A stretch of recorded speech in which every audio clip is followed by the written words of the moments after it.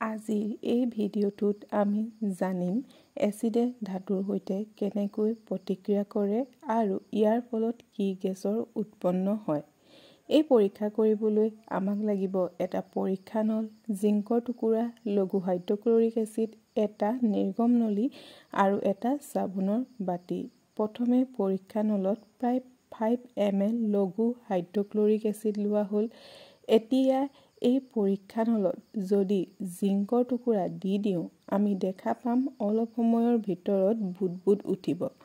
এতিয়া উৎপন্ন হোৱা বুদবুদখিনি নিৰ্গম নলীৰ মাজেৰে চাবোন পানীৰ ভিতৰলৈ পঠাই দিওঁ, তেতিয়া বুদবুদবোৰ চাবোন পানীত উঠি থাকিব। এতিয়া এই বুদবুদখিনিৰ ওপৰত জ্বলি থকা মোম এডাল বা জুইশলা কাঠি এডাল যদি দি দিওঁ, তেতিয়া ফুট ফুট শব্দৰে গেছখিনি জ্বলি উঠিব।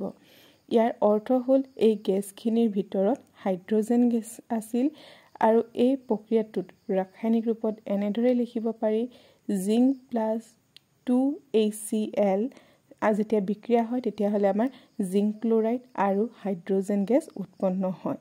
ইয়াত জিংকে এচিডৰ সৈতে প্ৰতিক্ৰিয়া কৰি জিংক ক্লৰাইড আৰু হাইড্ৰজেন গেছ নিৰ্মাণ কৰে।